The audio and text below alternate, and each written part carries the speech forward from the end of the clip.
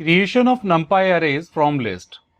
नंपाई arrays की ठीक पहले वाली वीडियो में आपने नंपाई अरेज की डेफिनेशंस, नंपाई अरे में कितने टाइप होते हैं, नंपाई अरे लिस्ट से कैसे डिफरेंट है और कितने तरीके से हम नंपाई अरेज को क्रिएट करने वाले हैं, ये सब जो बेसिक फाउंडेशन थ्योरेटिकल इंफॉर्मेशन थी नंपाई अरे के बारे में, वो हमने पहली इस वीडियो में देखी। उसके बाद इस सेकंड वीडियो में हम बात करेंगे नंपाई अरेज को लिस्ट के साथ कैसे क्रिएट कर सकते हैं या अदर जो डेटा टाइप्स हैं उनसे नंपाई अरेज कैसे क्रिएट हो सकता है। नंपाई अरे क्रिएट करने के लिए हम कोई भी आईडीई यूज कर सकते हैं। आप जनरली अगर एक लो लेवल लैपटॉप यूज कर रहे हैं तो उसमें आप सिंपल जो पाइथन आईडीई है वो यूज कर सकते हैं, या एनाकोंडा के साथ में जुपिटर ये आप यूज कर सकते हैं। जुपिटर इस समय स्टैंड अलोन भी है, तो आप डायरेक्टली जुपिटर को इंस्टॉल करके अपने कंप्यूटर में उसे यूज कर सकते हैं। यहां इस वीडियो के प्रैक्टिकल में हम जुपिटर का यूज करने वाले हैं। उस कोड को रन करने के लिए आप यहां पर कोई भी आईडीई यूज कर सकते हैं। आप सिंपली एनाकोंडा अगर इंस्टॉल करते हैं तो यहां इस 11th आईपी की प्लेलिस्ट में हमने बताया हुआ है सबसे पहली वीडियोस में किस तरीके से आप एनाकोंडा इंस्टॉल कर सकते हैं। तो एनाकोंडा के साथ में स्पाइडर, जुपिटर और भी जो डेटा साइंस के लिए रिक्वायर्ड टूल होते हैं वो ऑलरेडी इस पैकेज के अंदर इंक्लूडेड होकर के आपको मिल जाते हैं। लेट्स सी, अगर यहां इस कंप्यूटर में पहले से जुपिटर इंस्टॉल्ड है, मैं सिंपल स्टार्ट बटन पर क्लिक करता हूं और यहां टाइप करता हूं JU। सिंपल मैंने JU लिखा तो यहां पर लिखा आ गया जुपिटर नोटबुक एनाकोंडा 3। मैंने इस पर क्लिक कर देना है तो सिंपली अभी ये जुपिटर लोड हो रहा है और ये एक अपने डिफॉल्ट ब्राउजर पर, जो भी आपके कंप्यूटर में डिफॉल्ट ब्राउजर होगा उस ब्राउजर पर ये जुपिटर नोटबुक लोड हो जाएगी। अभी सामने जो आप इंटरफेस देख रहे हैं ये लोकल होस्ट 8888/3 ये जुपिटर का पाथ है जहां पे हम काम करने वाले हैं। ये जुपिटर का कॉमन इंटरफेस है। यहां पर आप जो भी फाइलें अपनी सेव करेंगे वो सब आपको यहां पर नजर आ जाएंगी और सिंपली हमें इसके ज्यादा डीप में जाने की जरूरत नहीं है। जैसे जैसे आप इसके यूज टू हो जाएंगे तो आपको चीजें अपने आप आने लगेंगी। हमारे लिए जो रिक्वायर्ड है, हमें नंपाई सीखने के लिए, कोड करने के लिए जिन चीजों की जरूरत है हम केवल उस पर फोकस करेंगे। पूरे जुपिटर को जानने के लिए कैसा इंटरफेस है, क्या है, उसके लिए आप डीप में डिटेल्ड वीडियोस कोई भी देख सकते हैं, लेकिन अभी हम केवल सीखेंगे किस तरीके से जुपिटर पर हम नंपाई अरे के लिए कोड करेंगे। यहां पर ये न्यू बटन है, जैसे ही आप न्यू पर क्लिक करेंगे पाइथन 3 को आपको सेलेक्ट करना है, जो भी आपका पाइथन वर्जन होगा। जैसे ही आप क्लिक करेंगे आपके लिए एक ब्लैंक फ्रेश फाइल यहां पर ओपन हो जाएगी। तो ये जो आप फाइल देख रहे हैं, जैसे आप कोई भी डॉक्यूमेंट क्रिएट करते हैं तो डॉक्यूमेंट 1, डॉक्यूमेंट 2 इस तरीके से नाम आते हैं। ऑलरेडी अनटाइटल्ड 1 और अनटाइटल्ड 2 नाम से जुपिटर के अंदर नोटबुक बनी हुई है, तो दैट इज वाई यहाँ पे उसने अनटाइटल्ड 3 दे दिया है। आप सिंपल यहाँ क्लिक करेंगे तो आपको इस फाइल का नाम आप यहाँ पे चेंज कर पाएंगे। मान लीजिए आपने यहां पर लिखा माय फर्स्ट प्रोग्राम, ये आपने अपने जुपिटर नोटबुक का नाम चेंज कर दिया। यहां पर ये फाइल मेन्यू में कुछ कॉमन ऑप्शंस हैं। आप एक नई नोटबुक क्रिएट कर सकते हैं, कॉपी बना सकते हैं, सेव कर सकते हैं। एडिट मेन्यू में simple cut cells, copy cells, ये जो आप एरिया देख रहे हैं यहां पर जिस पर हम कुछ टाइप कर सकते हैं, यहां पर कर्सर ब्लिंक कर रहा है, ये हमारा कोड एरिया होगा जहां पर हम कुछ भी टाइप करेंगे। तो ये जनरली सेल्स हैं और अभी ये ग्रीन आइकन है, इसका मतलब ये कि ये एक्टिव सेल है। जो भी हम काम कर रहे हैं वो इस सेल पर हम करने वाले हैं, तो इस सेल पर ही हम कोड लिखेंगे। कट कॉपी पेस्ट के लिए नॉर्मल स्टैंडर्ड टूल बार में यहाँ पे बटन दिए हुए हैं। कर्नल ऑप्शन है, कई बार हमारा कोड जो है वो हैंग करने लगेगा अगर आप बहुत लंबा कोड करते हैं, तो ऐसी कभी सिचुएशन आए तो आप इसे रीस्टार्ट कर सकते हैं। बहुत सारी आउटपुट्स आ जाएंगी तो उसके लिए रीस्टार्ट एंड क्लियर आउटपुट कर सकते हैं और रीस्टार्ट एंड रन ऑल भी कर सकते हैं। तो ये कर्नल एक तरीके से आपके इंटरप्रेटर और कोड के बीच में कम्युनिकेशन को स्ट्रॉन्ग करके रखता है। तो कभी भी अगर ऐसी सिचुएशन आए, आप कोई कोड कर रहे हैं जुपिटर पे और वो कोई एरर रेज कर रहा है, तो उसमें आप कई बार ऐसा हो सकता है कि वो कर्नल की वजह से कर रहा हो, तो आप कर्नल को रीस्टार्ट कर सकते हैं।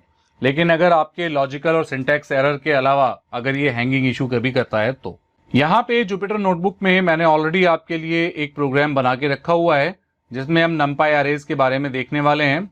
मैं यहाँ पर इस फाइल को ओपन कर लेता हूँ तो ये numpy arrays के लिए कुछ एक कॉमन स्मॉल सिंपल एग्जांपल्स हैं, like creating array from list and from string method. यहां पर हम लिस्ट के थ्रू एरे कैसे क्रिएट कर रहे हैं, और सबसे पहले हम देखेंगे creating 1D array from list. एक लिस्ट से 1D एरे कैसे बनाएंगे, मैं यहाँ पे थोड़ा सा जूम कर देता हूं कोड को ताकि आपको इजी हो देखने के लिए। सबसे पहले हमने लिखा है import numpy as np। तो इस लाइन का मतलब सिंपल सा ये है कि जब भी हम import बटन लिखते हैं इट मीन्स हम यहां पर कुछ import कर रहे हैं, कुछ लेकर आ रहे हैं। यहां पर राइट साइड में आप देखेंगे हैशटैग के अंदर मैंने कमेंट्री डाला हुआ है कि numpy is loaded as np, we can assign any name। ये जो हमने नाम np दिया है इसे आप कोई भी नाम दे सकते हैं। numpy must be written in lower case। जब भी आप numpy को लोड कराएंगे, जब ये ऑलरेडी आपके सिस्टम में इंस्टॉल्ड होगा, तो आपको यहाँ पर numpy हमेशा स्मॉल लेटर में ही लिखना है। आप np की जगह यहाँ कुछ भी लिखेंगे, कोई भी कैरेक्टर लिखेंगे, ये उसको रिकॉग्नाइज करेगा। जैसे किसी व्यक्ति का नाम राजकुमार है तो लोग उसे प्यार से निक नेम से राज करके कॉल करते हैं या आरजे करके कॉल करते हैं। बहुत सारे नाम ऐसे हो सकते हैं। तो बिल्कुल ऐसे ही numpy को एक ऐसा ऑब्जेक्ट बना दिया np, यानी कि पूरी numpy को कैसे हैंडल किया जाएगा, केवल इन 2 कैरेक्टर से हैंडल किया जाएगा जो है import numpy as np। import ये इसकी अपनी डिफॉल्ट लैंग्वेज है, लिखने का तरीका है कि जब भी हम कोई लाइब्रेरी को लोड करते हैं पाइथन के अंदर तो हम इंपोर्ट लिखते हैं। क्या लोड कर रहे हैं, numpy को इंपोर्ट कर रहे हैं। किस तरीके से, एज np के नाम पे हम इसको यूज कर रहे हैं। तो सिंपली इस लाइन का मतलब आप सबको समझ में आ गया है। array1 ये एक वेरिएबल है, ये भी आप चेंज कर सकते हैं, इसका भी आप कोई भी नाम दे सकते हैं। array1 equals to np.array। तो np क्या है, numpy है, क्योंकि np का जो हमने यूज किया है ये np ही है और ये np numpy का पार्ट है। तो पूरा का पूरा numpy एरे हमने सिंपल np के साथ में यूज किया। तो यहां पे हमने लिखा np.array। तो ये एरे फंक्शन है। एरे फंक्शन का मतलब है कि जब भी किसी भी फंक्शन के आगे ये 2 ब्रैकेट होंगे, स्मॉल ब्रैकेट होंगे, तो इट मीन्स वो कोई ना कोई मेथड या फंक्शन है। और इस फंक्शन के अंदर हमने एक लिस्ट प्रोवाइड कराई और इस लिस्ट के अंदर हमने 3 इंटीजर वैल्यूज डाली है, 10, 20, 30। अब ये जो पूरी लाइन है, सेकेंड लाइन, यहां हम बता रहे हैं array1 एक वेरिएबल है जिसे हम एरे बनाने वाले हैं और एरे बनाने का काम ये np.array करेगा। डॉट एरे जैसे ही लगा तो ये एक फंक्शन है कि भाई numpy के साथ में एक एरे क्रिएट कीजिए। अब उसने कहा ठीक है एरे क्रिएट कर देता हूं। किसी भी फंक्शन के अंदर, किसी भी मेथड के अंदर कोई आर्ग्यूमेंट पास करना होता है। आर्ग्यूमेंट का मतलब है उसके अंदर कोई वैल्यू पास करनी होती है। जैसे मैं एक सेंटेंस बोलता हूं आपको, my name is Ravi Kumar, my name is Gulshan Kumar, my name is Sahil Singh, my name is Sarfaraz, my name is Sheetal, my name is Ragini. अब आप नोट करिए ये माई नेम इज हमेशा कॉमन है, बस क्या है, नाम चेंज हो रहे हैं।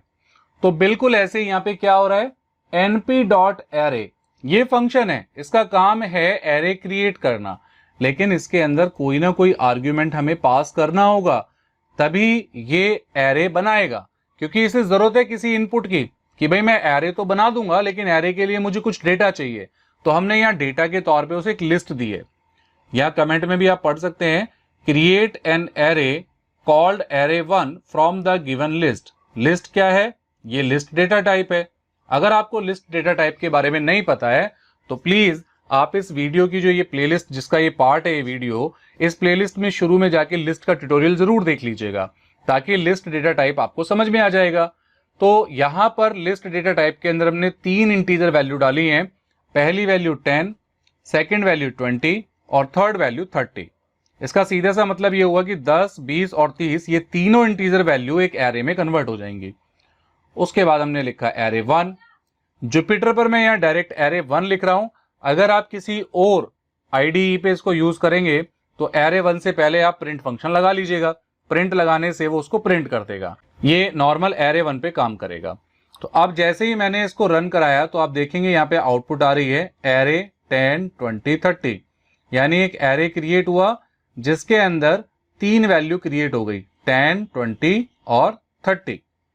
अगर ये हैशटैग मैं हटा दूं तो ये आपका एक फंक्शन है array1.dtype। ये एक तरीके से बताएगा कि भाई array1 किस टाइप का वेरिएबल है। किसी भी वेरिएबल का अगर आपको टाइप पता करना है तो आप यहाँ इजीली पता कर सकते हैं। array1 मैंने यहाँ पे एक वेरिएबल बनाया। अगर मुझे जानना है कि ये array1 किस टाइप का वेरिएबल है तो जैसे ही आप इस कोड को रन करते हैं तो आप देखिए यहाँ पे आउटपुट आ गया int 32, यानी कि ये एक इंटीजर 32 टाइप का एरे है जिसके अंदर सारी इंटीजर वैल्यूज आई हुई हैं। तो ये एक कॉमन और बहुत सिंपल तरीका है किसी लिस्ट के साथ में 1D एरे क्रिएट करने का। आगे एक एग्जांपल देखते हैं। यहां पे यही जो हमने एक लिस्ट ली थी 10, 20, 30, इसको हमने यहां डायरेक्ट आर्ग्यूमेंट में पास कर दिया है। और अगर आप चाहें तो जैसे यहां अगला एग्जांपल आप देख रहे हैं, हमने L1 इक्वल्स टू 10, 20, 30, ये हमने एक लिस्ट क्रिएट की जिसका नाम हमने L1 रखा। ये L1 नाम की एक लिस्ट बन गई है। उसके बाद हमने array1 इक्वल्स टू np.array और ब्रैकेट के अंदर L1 पास किया है। यानी यहां हमने ऊपर डायरेक्ट लिस्ट पास की थी और यहां पे हमने लिस्ट को बाहर बनाया और फिर लिस्ट का जो वेरिएबल था वो हमने पास कर दिया, तो भी आउटपुट सही आएगी। यानी जब आप लिस्ट के साथ में एरे क्रिएट करते हैं numpy एरे, तो आप डायरेक्ट लिस्ट भी पास कर सकते हैं और अदरवाइज लिस्ट को किसी वेरिएबल से डिनोट करके बनाया तो वो भी आप यहाँ पास कर सकते हैं। आगे देखते हैं। यहाँ पे हमने L1 एक लिस्ट बनाई जिसके अंदर हमने ये इंटीजर वैल्यू और ये डेसिमल वैल्यू भी पास की है। तो इंटीजर और डेसिमल, तो यहाँ पे ये फ्लॉट वैल्यू है। अब इसका अगर हम डेटा टाइप चेक करना चाहें और अब हम इस कोड को रन करेंगे तो आप देखिए ये फ्लॉट 64 हो गया है। यानी कि इसमें दो इंटीजर वैल्यू हैं और एक फ्लॉट वैल्यू है। इस लिस्ट के अंदर ये 10 है, ये 20.25 है और ये 30 है। तो ये दो तो इंटीजर हैं, लेकिन एक डेसिमल होने की वजह से, एक फ्लॉट वैल्यू होने की वजह से इसने पूरे एरे को किस में कन्वर्ट कर दिया? फ्लॉट में कन्वर्ट कर दिया है। तो ये जनरली समझने के लिए भी है कि आपका एरे अपने आप टाइप कन्वर्जन भी कर लेता है आपके डेटा को देखते हुए। आगे देखते हैं।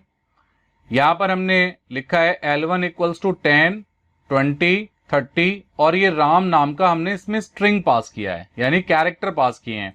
यानी ये इंटीजर वैल्यूज हैं और ये कैरेक्टर वैल्यूज हैं।